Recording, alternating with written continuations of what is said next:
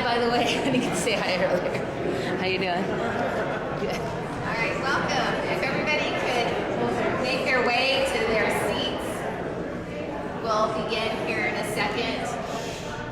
For those who may be hearing impaired or just have difficulty hearing, you can sit a little bit closer, and we've got subtitles here being projected on the screen.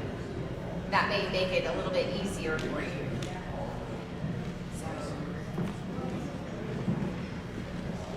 Well, welcome everybody. My name is Brandy Dietz. I am the president of GrowRaton. My husband and I also own the Raton Pass Motor Inn on the north end of town.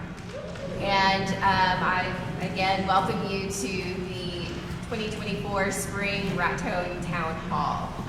I have a few notes here. If I don't read them, I will fumble around, so here we go. The Spring Town Hall is an opportunity for the community, all of us here, to hear the highlights and challenges from the previous year, as well as opportunities and goals for us going forward. This is also a chance for people to meet many of our local organizations, clubs, and nonprofits. Tonight, we will hear from those organizations as well about their youth-focused programs, the foundation of any strong community. We will also hear from City Manager Rick Mestis and the Sheriff's Department and the Police Department. Questions have been submitted in advance, so we won't be taking any live questions tonight. Addressed this evening. So, if you will quiet your phones and focus attention forward, if you have side conversations, please take those outside. We will begin.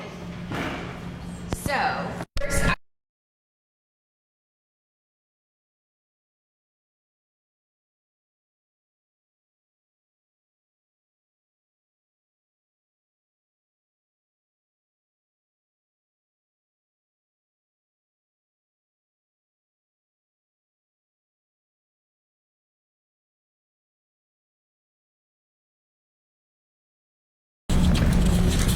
so you'll be close to the microphone and speak today.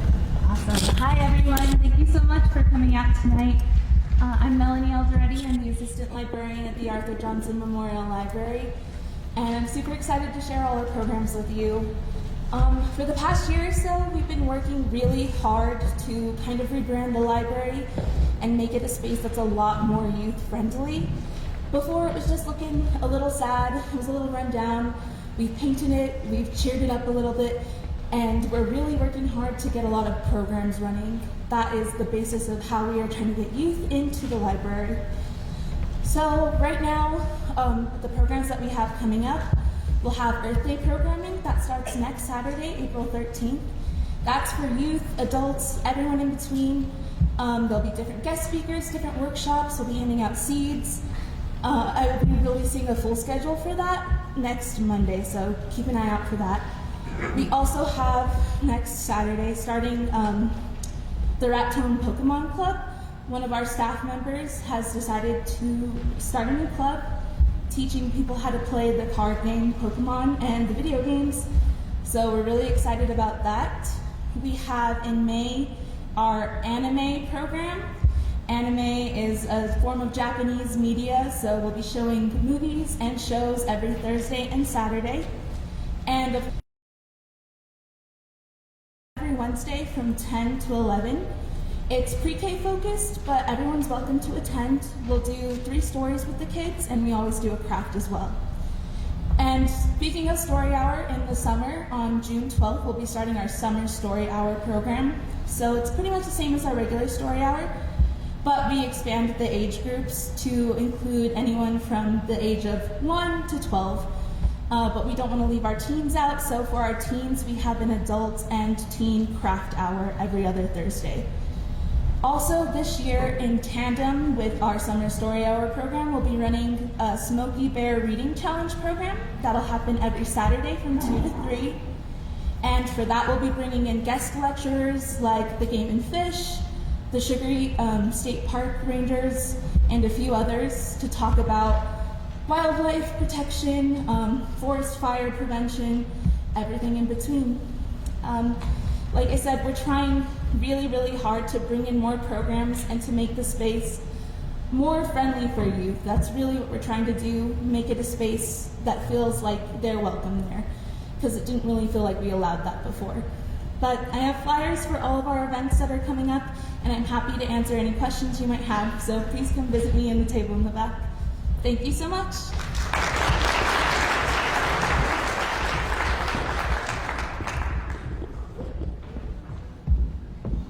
Thank you, Melanie. That was great. All right, so our next speaker is going to be Misty Gomez from the Family Navigation Program with Youth Heartline.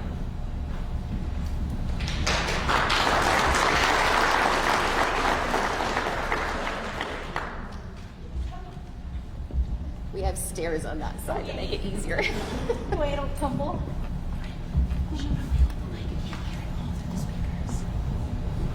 Hold the mic.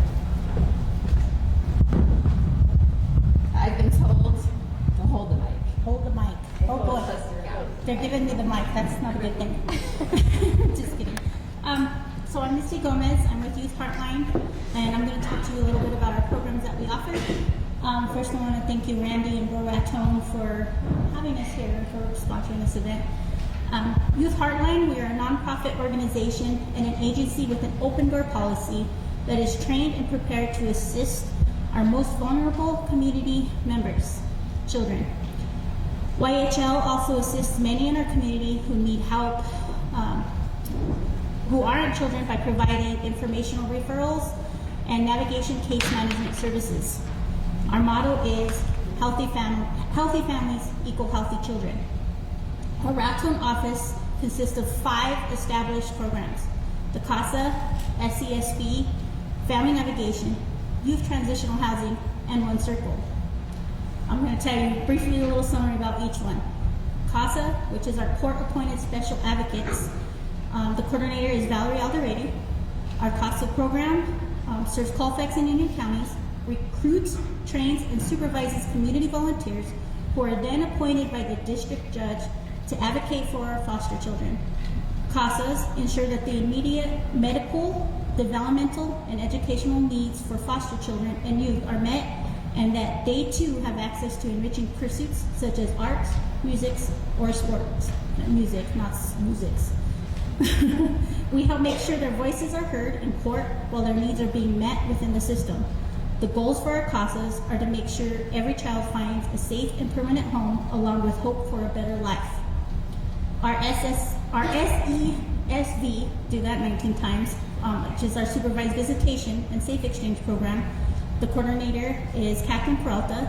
She offers safe exchange and supervised visitation services to families undergoing transition, allowing children to bond with their families, protected from family tension and conflict.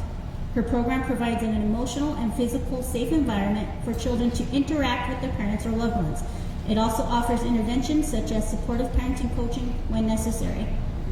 Our Youth Transitional Housing Program, ran by Jolene Archuleta Duran and her assistant Jada Cordero, are dedicated to the safety of youth who do not have a safe place to live. They offer youth ages 16 to 24 independent housing in apartments units located in the Raton area. In addition to providing housing to youth in need, clients will receive case management to ensure all youth served may learn the necessary skills to become self-sufficient and obtain permanent housing. Then there's the Family Navigation Program, ran by myself.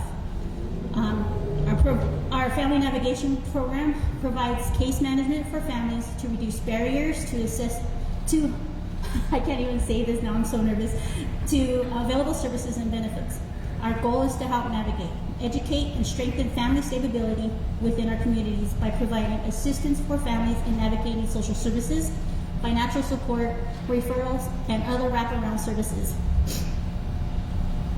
And then we have our One Circle group, which is Boys Council and Girls Circle. Our One Circle groups are weekly school-based, gender-specific, social-emotional groups for youth 10 to 17 years old.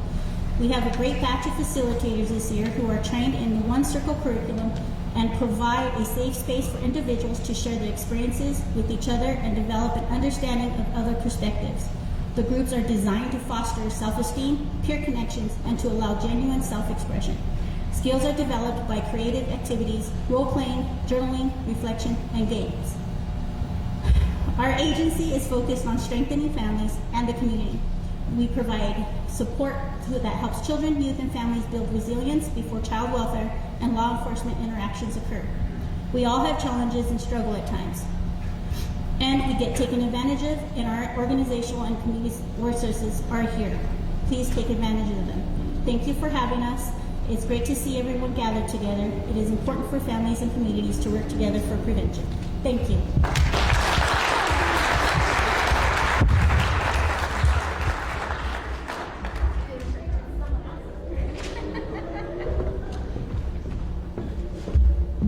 Thank you. You have a lot going on at your organization right now. All right, so next on the list, I'd like to call up Zia Youth, Linda Headley, and her partner Jeff McLean.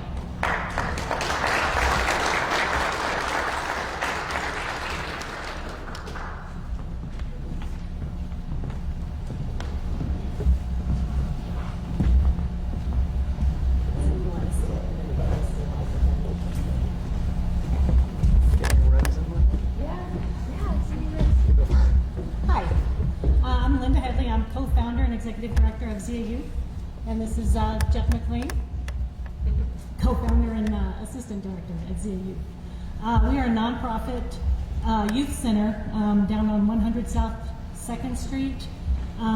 We are also a recreation and empowerment center. We are open after school Monday through Friday from 2:30 to 6, and we just have a safe space for the kids to come from 9 to 17 years old, and they can play foosball, they can just decompress after school. We have a bus stop right at the front door. The kids get off the bus, come right in. We have foosball, we have ping pong, we have video games.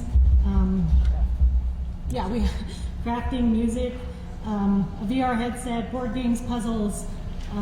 We have an art table. We have a chill zone, which is kind of a hard concept for them to be quiet down there. But we just moved into the old Santa Fe Trail Traders building, and it's a much bigger space than we were. Kayvon is our landlord, and he gave us our first year free over at 207 Park Avenue.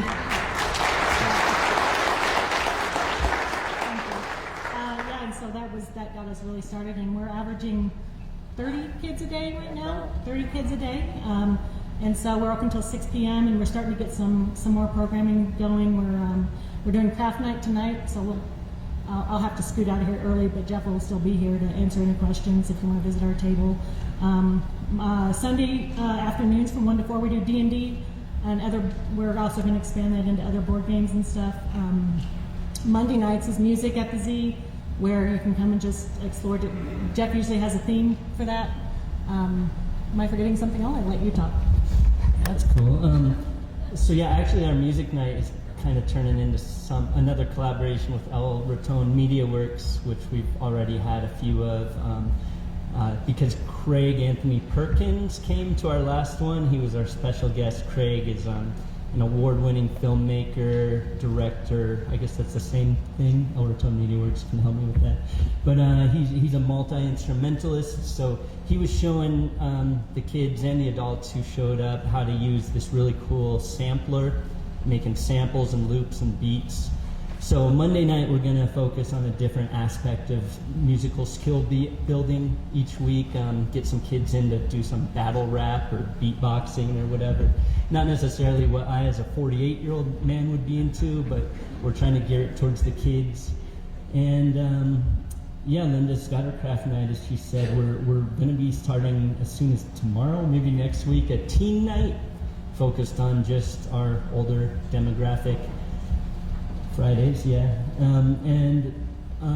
We're really focused right now on workforce development, which is where I think we have an opportunity to start working with the city more extensively. We had a meeting recently with relatively new city manager, Rick Mestis, and we're going to try to start collaborating with the city more.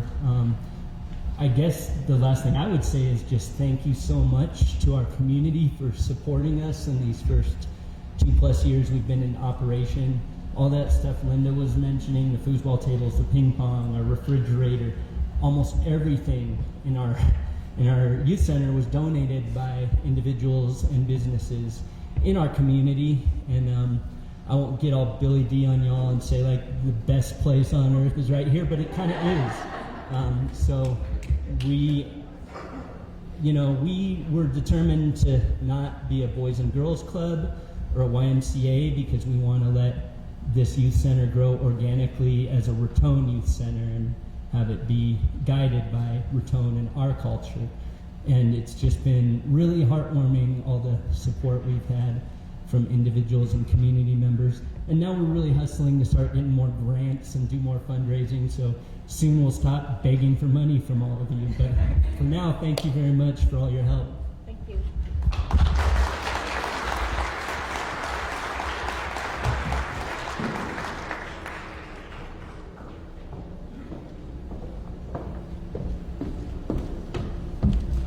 All right, thank you for that.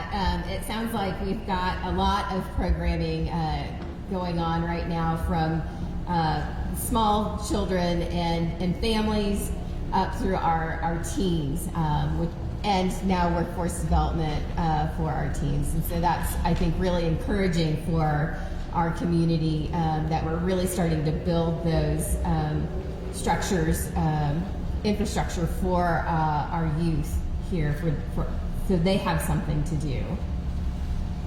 All right, so as far as our guest speakers go, our next one, actually, I want to stop for a second, and I saw a few people in the audience that I wanted to recognize.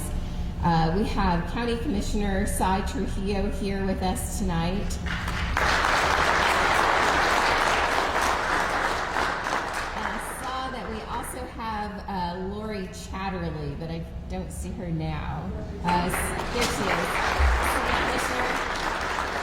We also have City Commissioner Mark Honeyfield with us tonight. Do we have anybody else from the city or county? I'm not seeing. Yes, Don Jamaka. I'm so sorry.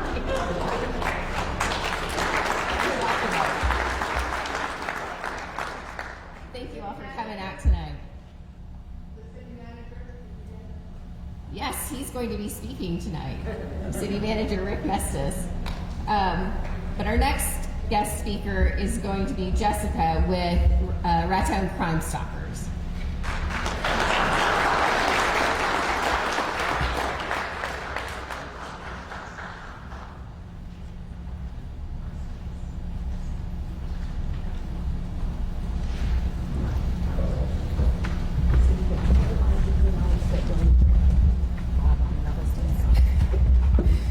Good afternoon, everybody. So the Raton Crime Stoppers program grew out of public concern over reducing the level of crime in our communities. Our program now operates as an independent organization. The concept has developed into a combination of efforts by local media, businesses, civic and social clubs, law enforcement agencies, and the public. Donations of airtime, newspaper space, and reward monies have established Crime Stoppers as an effective tool to fight crime in the area. Crime Stoppers encourages members of the community to assist local law enforcement agencies in the fight against crime by overcoming two key elements that inhibit community involvement, which is fear and apathy. Crime Stoppers provides a telephone number and online secure reporting form to encourage citizens in the community to anonymously volunteer vital information to help law enforcement agencies to fight against crime. Callers can remain anonymous and are eligible to receive a cash reward if the information given leads to an arrest, recovery of stolen property, and or the confiscation of illegal drugs. Crime Stoppers relies on volunteer directors and tax-deductible contributions from the public in order to maintain the administration of the program.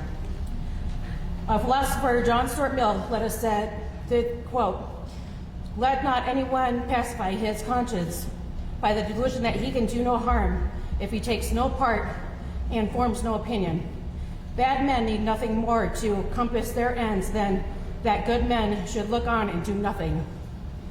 Raton Crime Stoppers is a 501c3 nonprofit organization. We rely on tax deductible donations from businesses and the community. So again, if you have any tips that want to help law enforcement, please forward them to us. If you're not able to, call it indirectly to your local law enforcement agency. Right now we are Raton Crime Stoppers, but we are getting tips for around the county. So we will get them to the appropriate agency.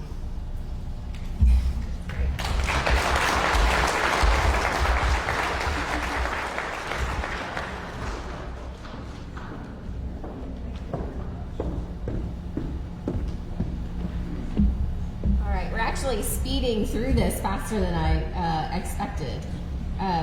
But that just means we have more time to mingle afterwards and get to know our organizations that are here.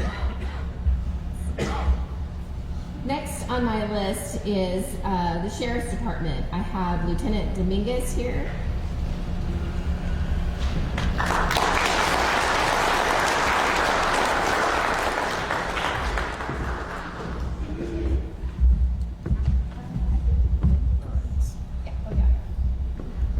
Hi, good evening.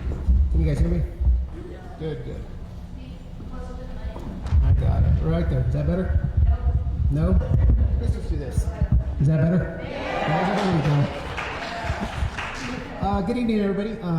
As you mentioned, I'm Lieutenant Dominguez with the Colfax County Sheriff's Office. Unfortunately, Sheriff wasn't able to be here.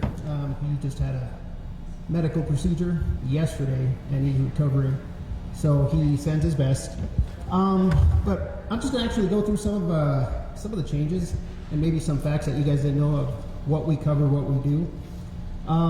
So in total, as a sheriff's office, we cover 3,759 square miles, quite a bit. Within that, there's 6 municipalities: Raton, Springer, Angel Fire, Maxwell, Cimarron, and Eagle Nest. Okay. Out of those municipalities that actually have law enforcement are Raton, Springer, and Angel Fire. As far as the sheriff's office, what we're covering, we recently signed an MOU with Cimarron to help them because they weren't able to get a law enforcement started there. So we are currently their main law enforcement at this time, as well as Maxwell and Eagle Nest. We also do cover unincorporated areas as far as Hind Lake, Black Lake, Taos Pines, Elizabethtown, Ute Park, Miami, and during the summer we do a lot of stuff out at Philmont Scout Ranch.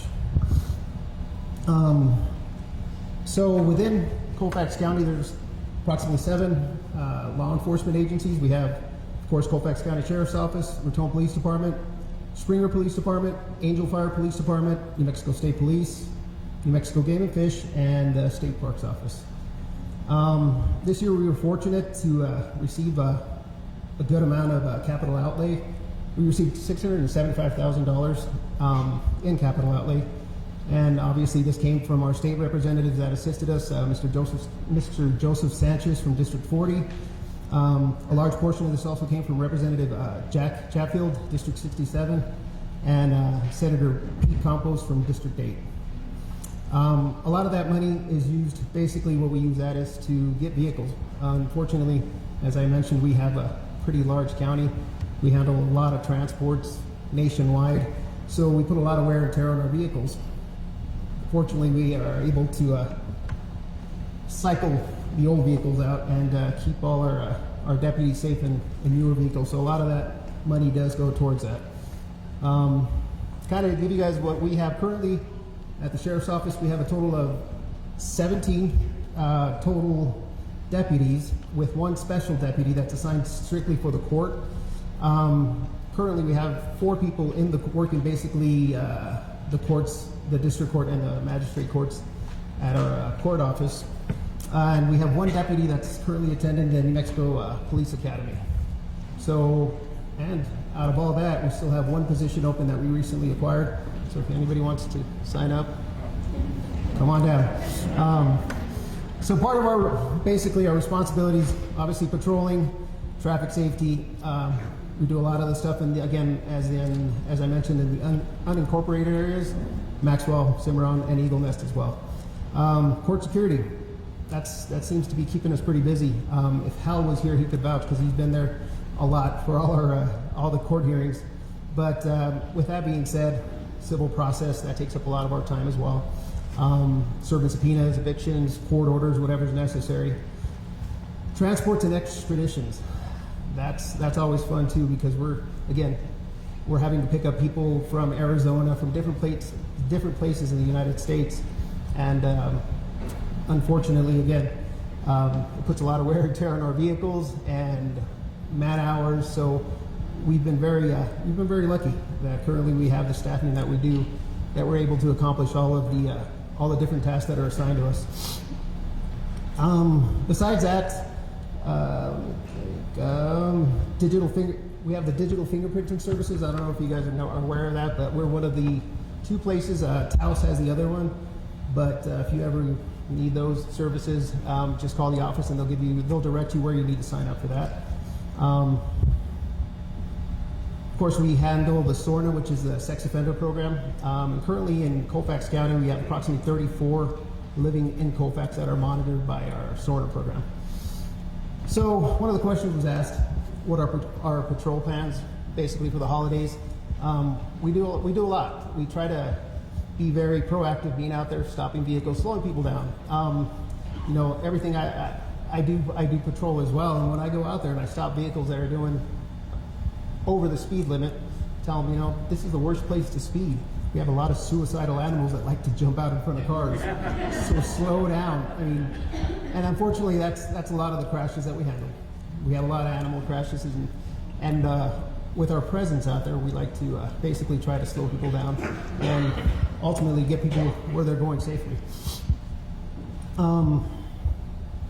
We have targeted enforcement, which basically throughout the summer we'll have different programs which will focus on seatbelt usage, impaired drivers, and overall traffic safety. We have a data-driven approach that utilizes historical crash data and current trends to identify optimal deployment of times, locations, and resources. What that means is basically we're trying to analyze past incidents, where they're happening, where the crashes are occurring, where we can focus our patrol. And ultimately, we want to reduce the crashes, aim to decrease motor vehicle crashes and enhance traffic safety compliance, particularly during the high travel times.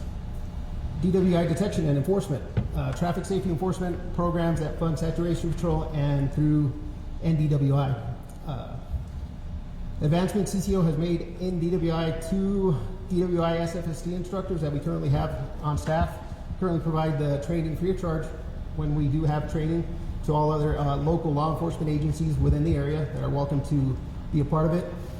All of our deputies are certified in the IR 8000, which is better known as the breathalyzer that's used when somebody's arrested for DWI. 3 of our deputies attended ARIDE, which stands for Advanced Roadside Impaired Driving Enforcement. Just another tool when we're enforcing DWI.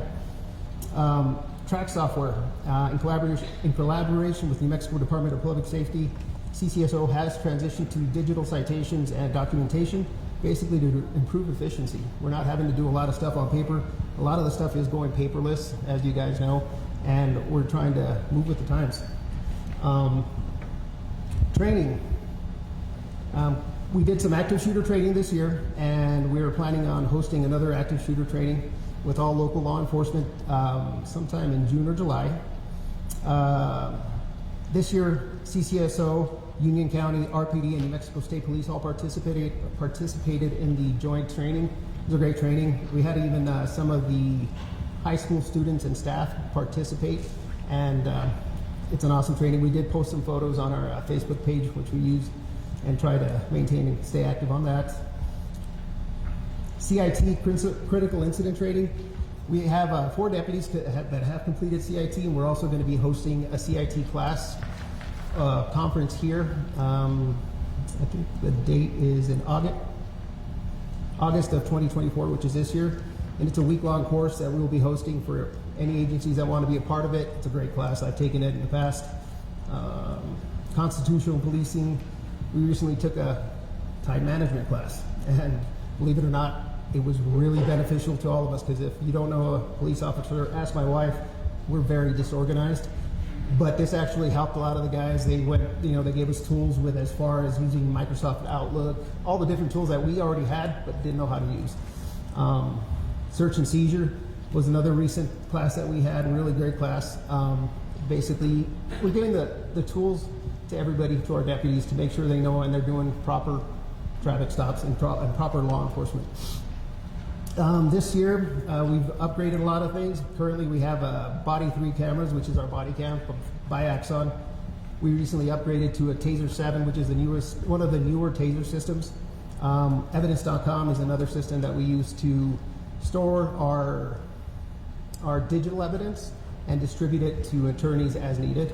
eForce and RMS. eForce is a system that we use internally to create reports, document reports. Basically, it's a big server that kind of collects all information. The guys are able to, our deputies are able to write their reports, whatever's necessary, and it's basically, we have a server that obviously keeps all that, and it's all online. We have a drone program. We're one of the few agencies in northern New Mexico. We have 2 drone pilots. I'm one of them. Search and rescue, whatever's necessary, accident reconstruction. We are out there doing that. Kind of going back to the digital fingerprinting that we do have available. I mentioned that earlier. Social media program. We want to keep the public informed. Different things that we're doing, different programs that we're doing. So we try to put information along with Crime Stoppers. We try to get information out as soon as possible when we have bad weather, when we have road closures. We want everybody to know. And of course, Billy Donati's very, very handy with that. As soon as I give him a call, I have his number directly, and so he posts it right away. Data Pilot, another program that we recently transitioned to, where we are able to, for forensic purposes, dump. What I mean by dump it, extract information from cell phones, computers, and I am the person in charge of that. And for radio, for our area, unfortunately, we have such a big area. We recently added 2 additional repeaters to improve the radio communications throughout the county. So a few challenges that we face at the Sheriff's Office, and they'll be brief. I'm almost done, promise. There's different training mandates that are set by the state. They added new courses that we have to complete biennium. For biennium training, I'm sure the chief and deputy chief are real happy about that, because we have to deal with that and try to schedule that amongst getting our guys on the street safely and doing their normal duties. Securing an ongoing development of advanced training. That's always important. A big problem that any agency, small agency, statewide, nationwide, recruiting and retention.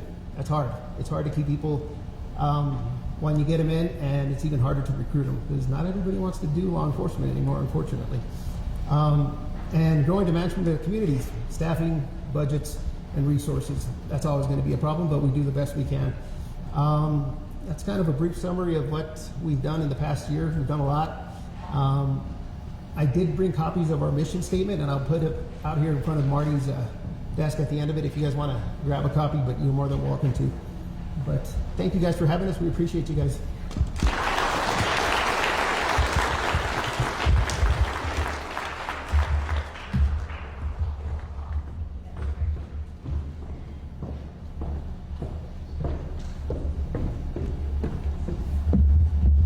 Sheriff's Department has been a little bit busy, I would say.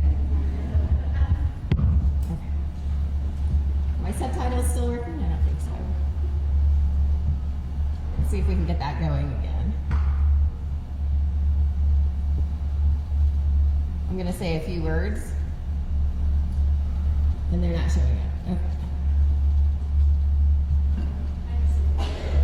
Let me try it. Oh, is it going now? Okay, yes. Okay, good. All right. So next on the list is the Chief of Police, John Garcia.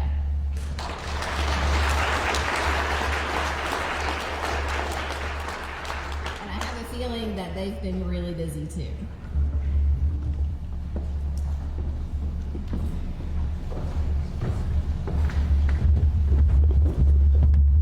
Thank you, Brandy. I've got to get this out of the way real quick. We've got crime scene on the wave jock for her murdering your last name, just a minute. Okay. So, welcome to everyone. Thank you for being here. Thank you for all support members that support our community as a whole, if not our department and or any other department in the city and or the county. The first question was to give an update on the department. Gladly, I'm happy to tell you that we are now one away from being fully staffed. At this time, thank you. At this time last year, we had 7 officers from top to bottom, and we have doubled that number, so we're now sitting at 14. It's excellent for us. We're able to promote within.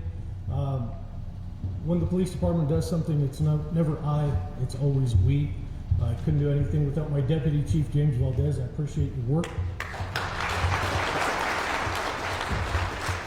And the rest of the support staff. I can't tell you how valuable they are to me to have Captain Coca in his place now running the patrol division, April Lopez in charge of the telecommunications division. I will tell you that dispatch is extremely busy. Running the numbers, dispatch answers anywhere from 70 to 72,000 calls for service for the county in any one year. So the ladies are extremely busy there. We are short one, so as the lieutenant said, if you're looking for a dispatch job, please come see me. We are short 1 officer, so recruiting and retention is difficult. We have quite a few young officers. We have 3 that are slated to go to the New Mexico Law Enforcement Academy in July, so we're going to be a little short-handed through the summer, but we can handle it. And then another officer that came to us that was previously certified in another state, and he'll be able to go to the 3-week Cert by Waiver Academy, which is a huge plus for us. One of the questions was for crime in the city, in reference to violent crimes, theft, and possible drug activity. What I will tell you is some of the key crimes are down. Felony arrests, unfortunately, are up. These numbers are based upon a 22 and 23 year period. So whatever I'm giving you does not include the first quarter of 2024. Felony arrests, 63 in 2022 and 82 in 2023, which is 30% increase. Right now in 24, we're sitting at 30 arrests, so that seems to be upward trending.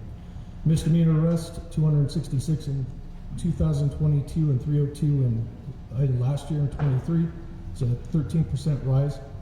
I will say that criminal damage and vandalism, thankfully, is down. 58 calls for service, or reported calls for service in 22 and 35 in 23, which is down 39%.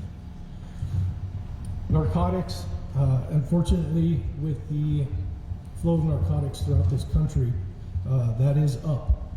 Arrests are up for narcotics. We're seeing a huge flow of fentanyl and methamphetamine in the area. Since the introduction of fentanyl into our community, we've not seen heroin at all. So heroin has dropped off the map.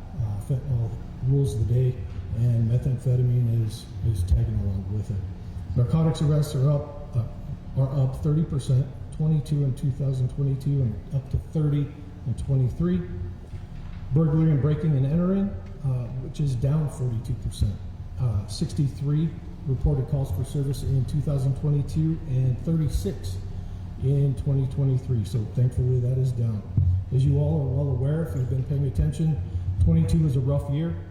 We had 1 person that was primarily responsible for most of the burglaries in town. Thankfully, he is put away for a second time. He got let out accidentally, and we had to reacquire him and get him back into jail. So thankfully, he's locked up. Motor vehicle theft is down 60%, 23 in 2022 and 9 in 23. That's excellent. We do have an influx this year of vehicles being dropped in Raton, offenders being arrested. I'd say less than a week of being out of our county jail, we had a theft of a motor vehicle, and the last one recently was an offender that was arrested here, stole another vehicle locally, and was caught in Pueblo, Colorado with that vehicle. So fraud is down 45%. In 2024, we've only had 2 incidents. Assault and battery is pretty even across the board in 22 and 23, 78 and 77. Total incidents are increased 3%. From 22 to 23, just a 3% increase for total incidents. A lot of you will be happy to hear that animal citations are up 800%. It was a tough year in 2022. We had one lady at the shelter. She held things down for us. She was great. She's still with us. We have an active animal control officer.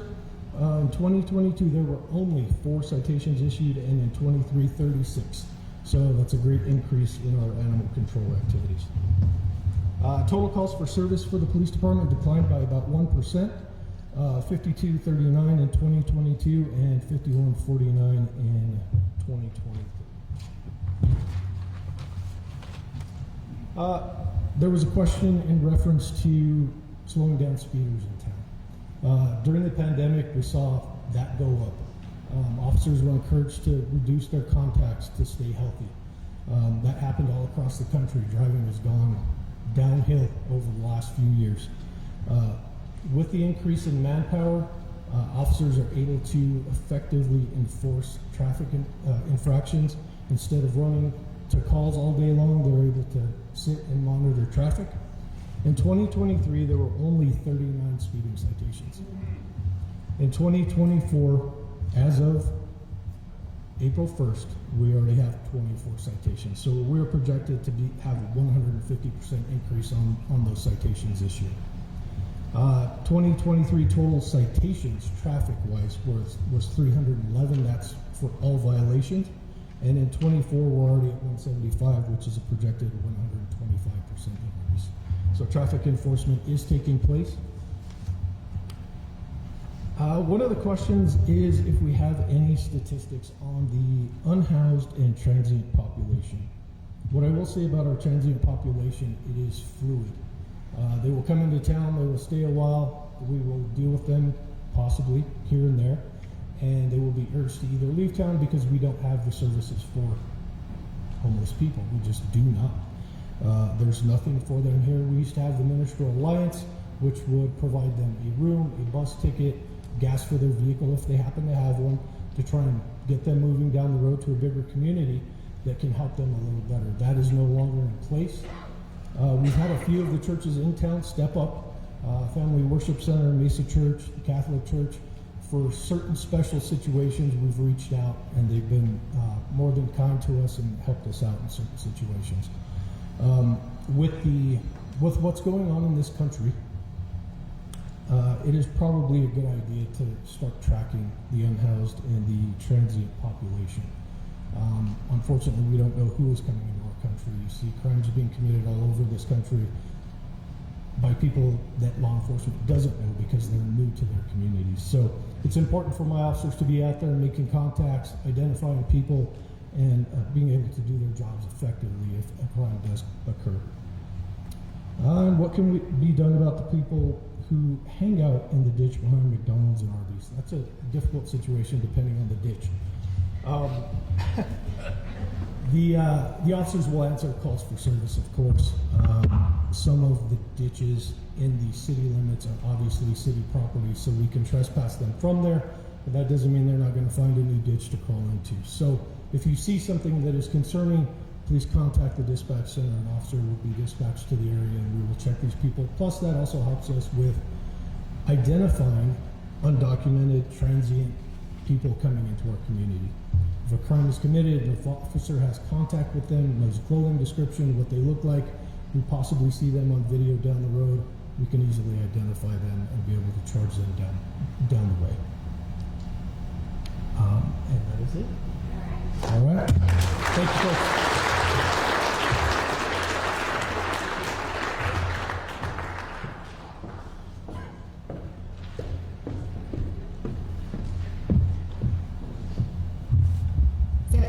That despite some negatives in crime, there are a lot of positives as well. And as I suspected, the police department has been very busy.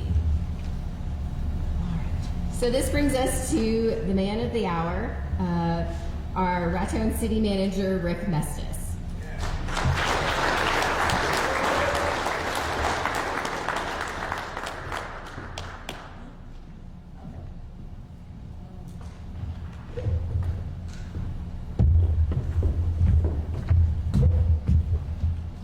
Good evening, everybody. I was supposed to speak for 15 minutes, but Neil over there told me I have to speak for a half hour to keep us on schedule. So we'll try and keep this moving along. Good evening, everyone. It's wonderful to see all of you here, and hello to our Facebook Live audience. Good to have you with us, and we appreciate Marty, Mayfield, and KRTN for beaming this to you. Before I get started on my remarks, I just wanted to thank Brandy and GrowRaton for their tremendous amount of effort that they put into this. And putting this event together. Thank you so much. I also want to recognize the businesses and organization at the tables around the room. You represent the entrepreneurial spirit and the community spirit that is alive here in Raton. We appreciate the goods and services that each one of you deliver and everything that we rely on. Though it seems hardly possible, I just completed 6 months on the job as city manager.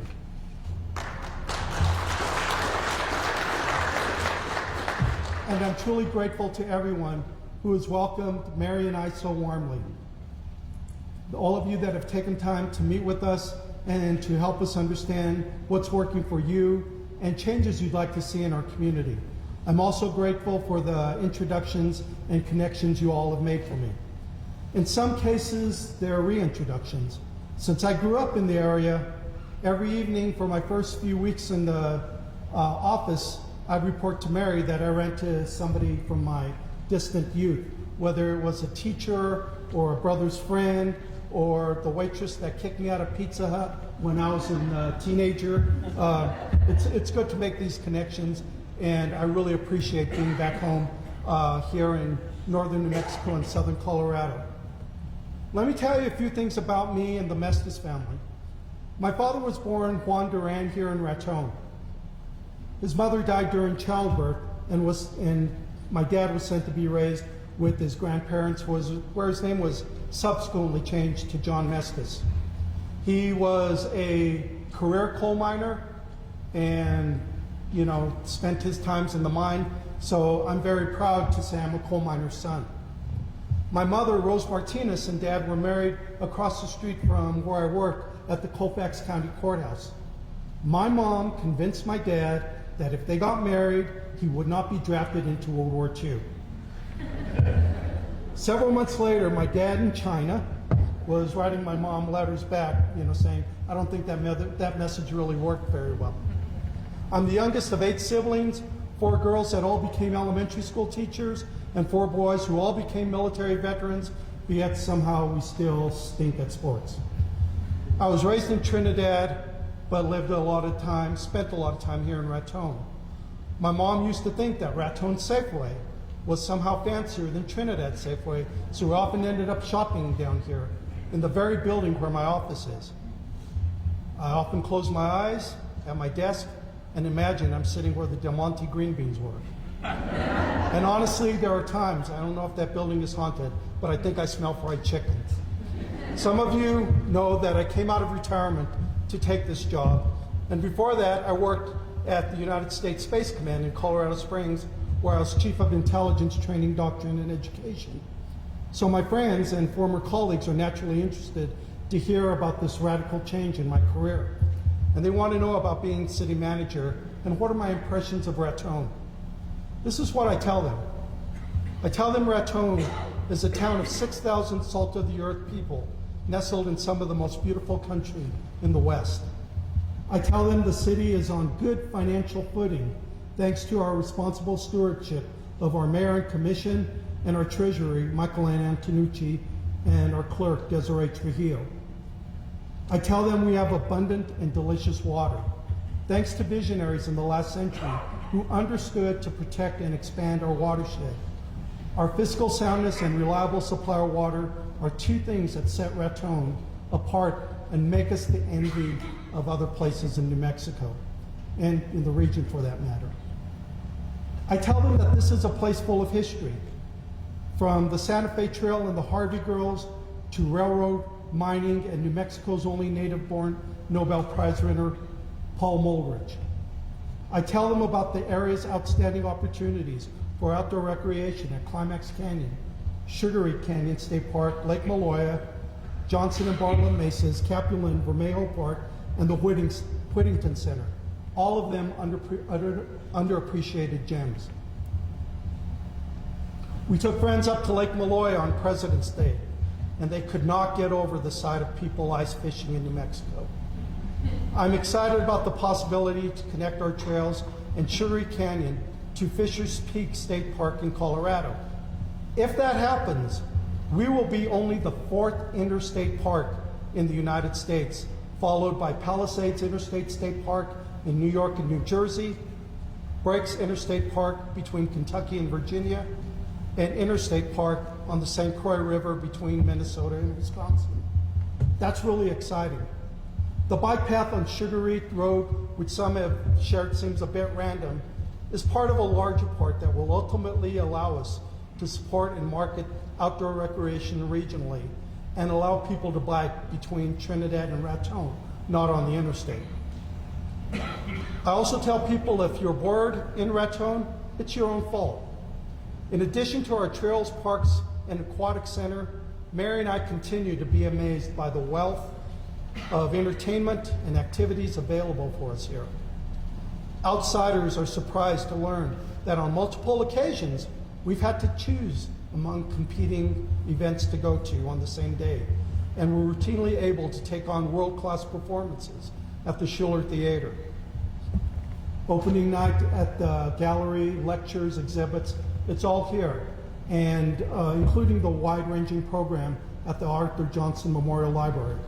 Tomorrow, for instance, Denny is hosting a reading by the New Mexico's Poet Laureate at the library. That's pretty neat. That list of pastimes doesn't even include tree lighting, parades, balloon festival, celebrations, commemorations, and our unique shops and restaurants. And speaking of world class, I tell them that our City of Raton employees could match or exceed any other workforce with respect to their skills, customer service, creativity, reliability, and commitment to their fellow citizens. I've had a privileged career. I worked in Washington, D.C., in the intelligence community, the space community, and I would put our team of Raton public servants against anyone at the federal level. I have no idea how we ended up with this group of capable employees, but we are so blessed to have them. We have a great police chief, John Garcia, who's dedicated to keeping us safe, and a dedicated fire chief, Anthony Burke, who makes sure that if something goes wrong, his team is there to bring order to chaos. I let people know that we have a city commission that works together collegially for the welfare of the entire community. Another thing that makes us stand out and wonderful, our neighbors step forward to serve as members of boards and committees that advise us. Could be the library board, the personnel board, zoning and planning, water, RPS, and all of these meetings are open to the public. As an aside, if you're interested in serving on one of our many committees, please come see me and let's talk about it. We want your voices to be heard. I go on to tell that during our last election, a record number of people turned out, and we passed the school bond with 70% of the vote. That's an important, unprecedented investment in education for Raton's kids, who will soon have the opportunity to learn in state-of-the-art buildings and on a consolidated campus. I could keep going, but I also want to talk about our challenges. Is everything perfect in Raton? No, it's not. We face many of the issues faced by small and large towns from Appalachia to California. To begin with, our economy needs a boost. So one of my first acts was to hire a full-time experienced economic developer, Melita Lang. She's in the back of the room there. An interesting thing about Melita is she is the only certified community and economic developer in the state of New Mexico. That's, we are out to win, and we are trying our best to bring in qualified people. We know that we need to modernize our infrastructure, both in terms of buildings, residential, commercial, public, and technology. Our city engineer, Jaden Welch, is working these issues night and day. A lot of our housing stock is tired, prohibitively expensive, and a lot of it needs to be renovated, which gets in the way of people moving here. I experienced this up close and personal, as they say. We have to work on broadband, or the lack thereof in the city. That's another impediment in attracting new business owners and families. As a result of the pandemic, many employees can now work from anywhere, but they need reliable and powerful internet access to do that. This is a priority for me and the commission. Since becoming city manager, I've been collaborating with the state of New Mexico, Colfax County, Raton Public Service, and area internet service providers to find one or more of the solutions. I have put Ann Tice, sitting in the back there, of Better Cities, in charge of this initiative, and we have applied for a number of grants to help move this along, and we should be able to be seeing the fruit of these grants very quickly. We would certainly benefit from upgrading our curb appeal. A lot of people have asked me, what can we do to improve visitors' first impressions of Raton? Our Public Works Department recently completed paving and lighting on the frontage road. We got rid of that eyesore of a tent that was on the south side of I-25. Our zoning and code enforcement folks, they're working with individuals to address problems. My instruction to them is we're not punitive. We want to help solve problems, and we're working to help people solve problems. We don't want to punish people. We want to solve the problems. I've made it clear that our role is to get with the owners, and let's get our hands around these and let's start fixing things. This will benefit us all. And one of the questions we received was about the condition of Burlington Northern's property, and I will meet with them soon to discuss it. I was thrilled recently to hear that a group of concerned business owners is planning a 3-day intensive cleanup campaign, because we all have a role to play in beautifying our city. We also received a question about accessibility, which was timely, as I've had 2 meetings about that issue just this week. Raton, we're an old community, and we had old infrastructure, and there aren't enough resources to make every complaint all at once.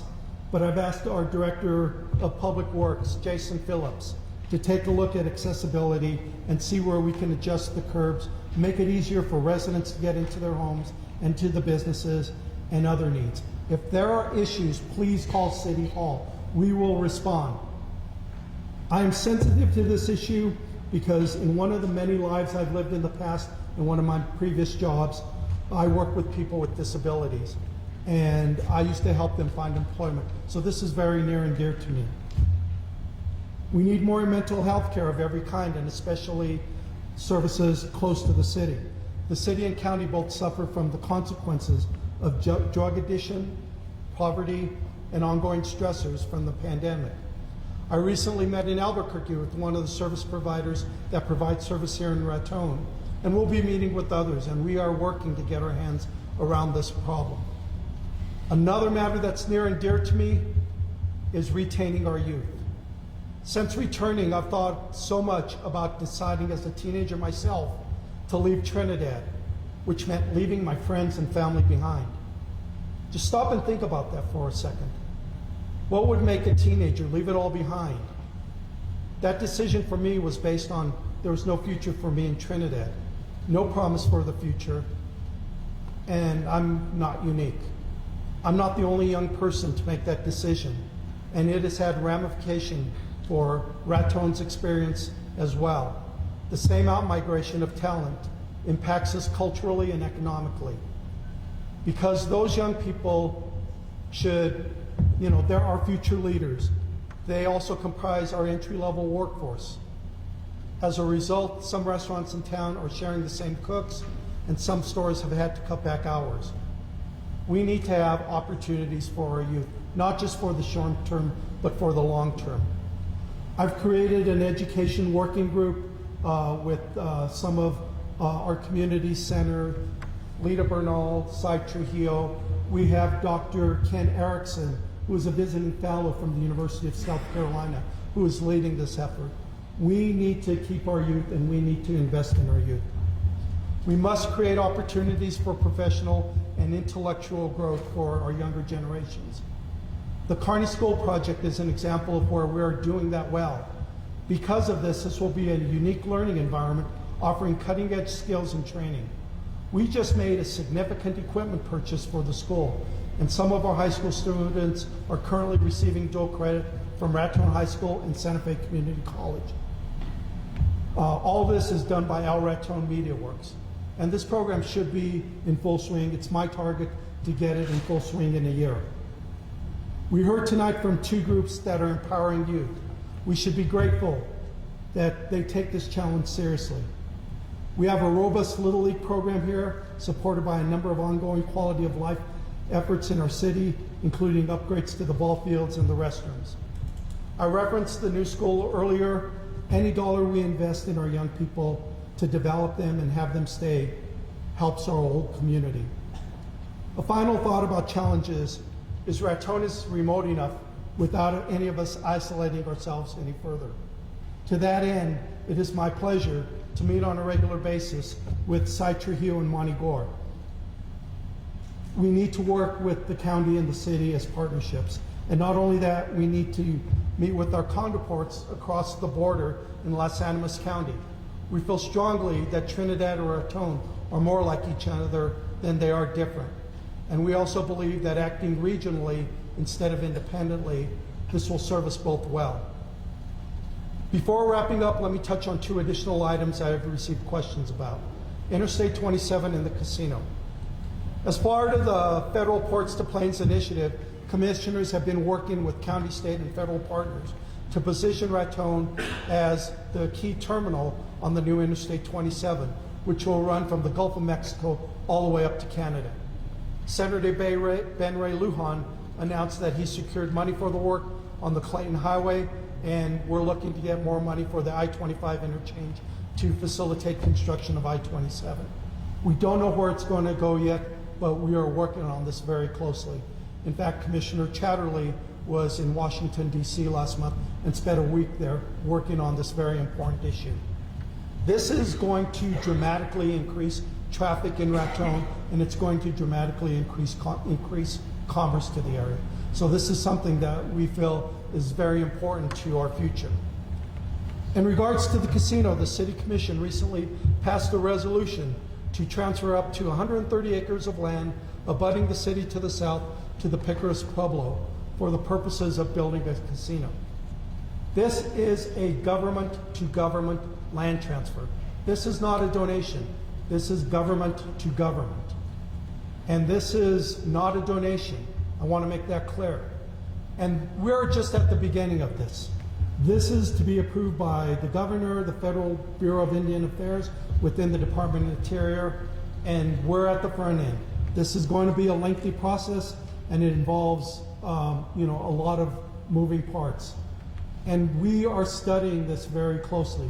A couple of the city commissioners are going up to Diamond, Oklahoma to see the impact of how they work with the tribe there and the impact of that casino on that city. I want to emphasize transparency as this moves forward. The commissioners are pledged to negotiate a mutual beneficial outcome for the city and the tribe, and they are committed to transparency to move this project from paper to reality. Just one last thing, a few of my highlights from my first 6 months. We received over $12 million in grants. We've completed a $3 million road project, but I want to talk quickly something very near and dear to my heart. Our public works departments that keep our streets clean and safe after all the snow that we've had while the city slept, they're always out in force, and they're out there with the water department and Raton Public Services. And not to mention, they're the ones that deal with our bear problem. So remember our public works folks. Our police department now has 4 new officers, 4 new vehicles, 2 telescoping cameras as they patrol our streets, and they're also in charge of animal control. And we are making great strides. And I'd like to call out Alan Wilson, who has just done a phenomenal job. Our fire department has a new ladder and new engine. I can say that I've witnessed them at accidents and in 50-mile-an-hour winds on a frozen Sunday morning, keeping an inferno from spreading. Please remember the Public Works Department, Police Department, and Fire Department are always in action, 24/7, risking their lives to make our community a better place to live. In closing, I just want to tell you a quick story, and thank you for hanging in there. Let me finish with the story I recently read in the Ratonian.com. Our local online newspaper did a story about a beloved Raton businesswoman, Carrie Gonzalez, who owns the Honey and More store on 2nd Street. She shared with readers that she had hitchhiked through Raton as a teenager and fallen in love with the scenery. Decades later, following a natural disaster that destroyed her home in Colorado, she was looking for a refuge, a place to start over, and what popped into her mind? Raton. This little town and its people and the beauty had stuck with her for all those decades. She came to town one weekend to look at houses, and the next thing you know, she and her partner had relocated here. They did not know a single soul, but Carrie says this community embraced them and gave them back everything and more of what they lost. Her story reminds us of what's good about this town. Good people want to lift up each other. Yes, things we love are gone. Yes, we have some challenges, but all of us pulling together, I'm confident we will make progress on solving them and in strengthening us all. The things we love best about Raton, and it's my honor and privilege to lead you. And finally, one thing that I was taught as a kid, and this is kind of instills the way I think. I was taught as a little kid, faith looks forward, and that's what we need to do as a community. Let's all of us look forward. Thank you.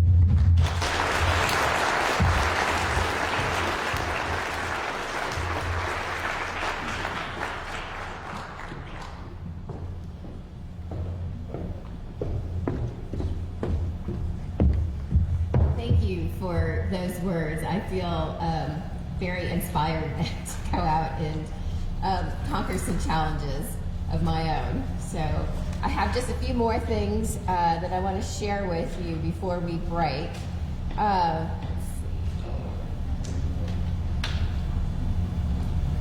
So next month, we're targeting May 7th to have host a job fair here as part of the WIN program's tour of Raton. The WIN program is through the North Central Economic Development Organization. They are training up young people or reskilling older people to take on skilled labor jobs so that they can get better paying jobs. We are going to be talking to the high school for talking to recent graduates coming out of the high school, getting them interested in the mobile training program. It will be like a pre-apprentice program. Well, they will train 3 weeks in a mobile van. They will get paid $15.90 an hour to do this, 40 weeks an hour, or 40 hours a week. And then when they get hired on, they will continue to get paid as the continuation of their apprenticeship for the same pay for 7 weeks. This is no cost to the employer for those 7 weeks. The state will pay for this. We just then need to find employers who will employ these young people coming out of the training. So if you know any contractors, anybody who is looking for skilled labor workers, let us know. Come to the job fair. We will be meeting with city leaders, contractors, and the recent graduates on May 7th. So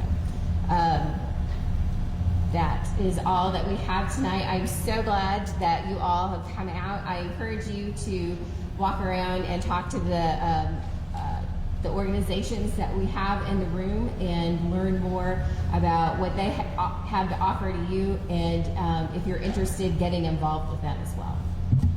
Thank you.